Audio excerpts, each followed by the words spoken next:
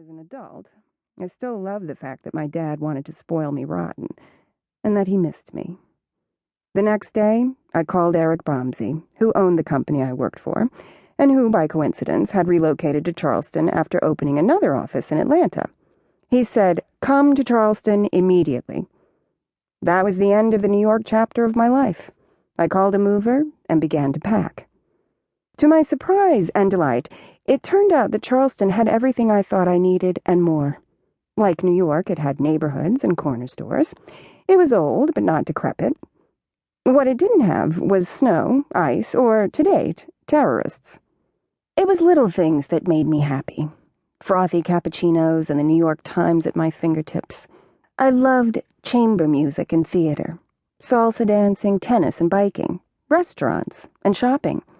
Charleston had that and lots more, and, best of all, I could walk to work. And once Michael became my other, he could be at the medical university in 5 minutes. We didn't pay a fortune to park or live on gridlock alert during the holiday season, so living downtown was the perfect decision for us.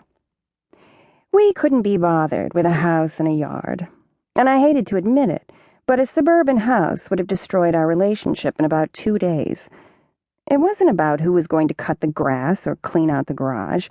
No, it was fastidiously manicured neighborhoods with married couples having block parties, backyard barbecues with coordinated paper products, children, dogs, and bicycles strewn helter-skelter like randomly placed garden sculpture.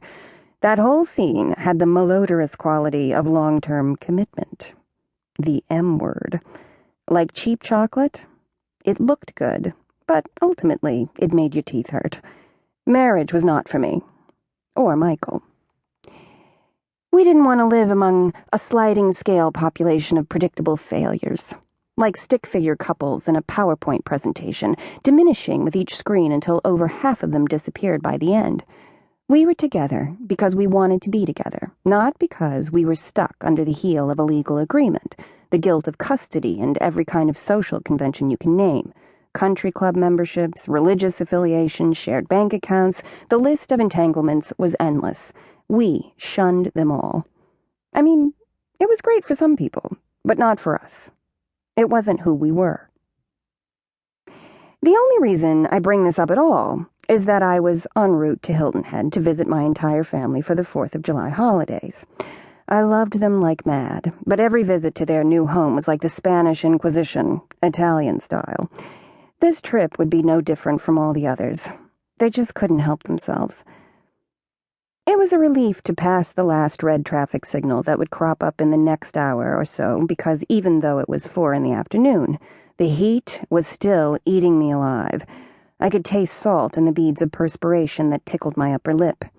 Taking a long swig of water from the sweaty, lukewarm bottle in my cup holder, I decided it probably hadn't been the best idea to make the trip with the top down. But I loved summer, and the rushing warm wind on my face and arms. Being a little on the other side of 30, I bought into sunscreen and its merits. But, any way you sliced it, getting older was a drag.